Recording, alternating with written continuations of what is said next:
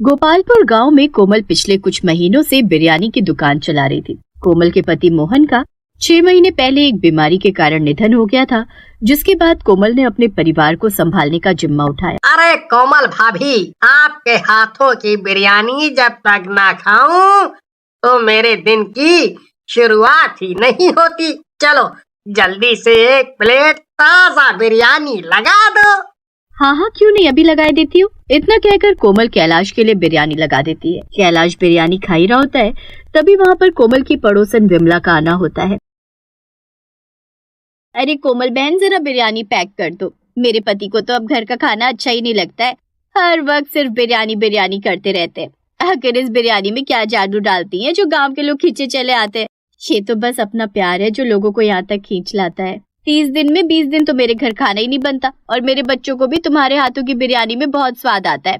हर वक्त कहते रहते हैं कि कोमल काकी के दुकान की बिरयानी खानी है। कोमल विमला को बिरयानी पैक करके दे देती है। हालांकि कैलाश अब दूसरा प्लेट लेकर बिरयानी खाने बैठता है, तभी वहाँ कैलाश की पत्नी राधा का आना होता है, और आते ही वो चिल्लाने लगती है। तुम्हें कितनी बार कहा है कि घर का खाना खा लिया करो, खाना बनाया है, फिर भी तुम्हें इस औरत की दुकान की बिरयानी खानी है। अरे ये तो ना जाने अपनी बिरयानी में क्या जादू कर बैठी है कि लोग घर का खाना ही भूल गए। अरे राधा भाभी, आप कैसी बात कर रही हैं?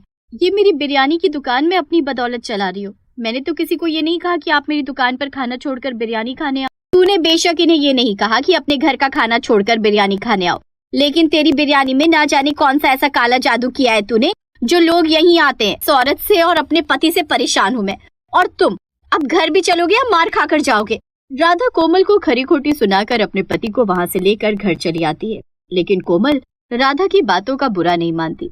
राधा की ये रोज की आदत थी। ऐसे ही समय बीत रहा था, सब कुछ ठीक चल रहा था। कोमल अपने बच्चों के भविष्य को लेकर परेशान थी। वक्त के साथ कोमल अपने बच्चों पर तो ध्यान दे पा रही थी, लेकिन खुद पर ध्यान देना भूल गई थी, और चिंता के कारण वो बीमार रहने लगती है, और उसी दौरान उसे गंभीर बीमारी हो जाती है, जिस कारण धीरे धीरे उसके बाल झड़ने लगते हैं। ये मेरे बालों को क्या हो गया है? लगता है मुझे नकली बाल लगवा लेने चाहिए, वरना मेरी दुकान बंद हो जाएगी। लोगों को पता चलेगा कि मैं गंजी हो रही हूँ तो वो तरह तरह की बातें बनाएंगे और दुकान पर भी नहीं आएंगे। कोमल अब नकली बालों का इस्तेमाल करके अपने झड़ते बाल और गंजेपन को छुपा लेती है। एक रोज जब कोमल की पड़ोसन विमला कोमल की बिरयानी की दुकान पर आती है, तो वो कोमल के लंबे और घने बाल देखकर हैरान थी। अरे बाप रे कोमल, तेरे इतने लंबे घने बाल तो आज मैंने पहली बार देखा है। जब तू शादी करके आई थी तो तेरे बाल इतने से थे, और कुछ दिनों पहले भी मैंने तेरे बालों पर ध्यान दिया था तो तेरे बाल बहुत कम थे और झड़ भी रहे थे, जिसके लिए मैंने तुझे टोका भी था। फिर अचानक ये कमाल कैसे हुआ? अरे नहीं विमला बहन, आपको कोई गलतफहमी हुई है, बल्कि मेरे बाल तो कितने लंबे घने हैं। हाँ, शादी के वक्त छोटे थे लेकिन अब लंबे हो गए। विमला की निगाहें बाज से भी तेज हैं। विमला तो इस बात का पता लगा कर ही रहेगी कि आखिर माजरा क्या है, आजकल ये कर क्या रही है और बालों में क्या लगा रही है। मैं भी अपने बाल इसकी तरह ही करना चाहती हूँ। उस वक्त तो विमला कोमल से बिरयानी लेकर चली जाती है, लेकिन अब विमला कोमल के घर में ताक झांक करके उस पर नजर रखने लगी थी। एक रोज विमला खिड़की से देख रही होती है, तभी कोमल विमला को देख लेती है।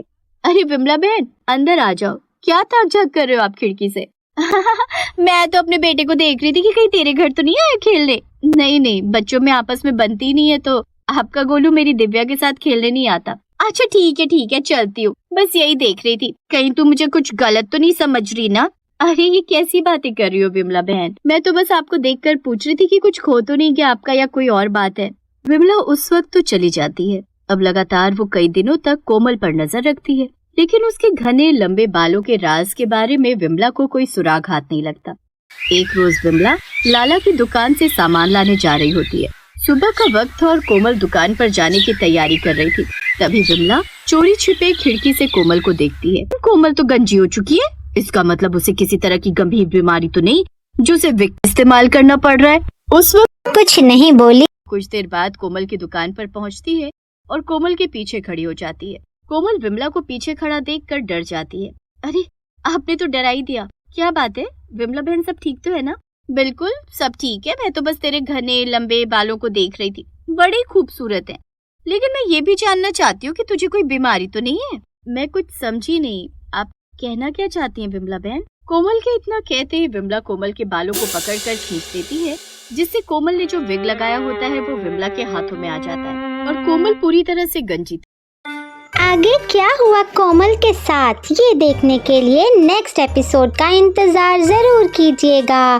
कल ही नेक्स्ट एपिसोड आ जाएगी और फीडबैक भी ज़रूर दीजिएगा आपको कैसी लगी ये स्टोरी। Bye bye.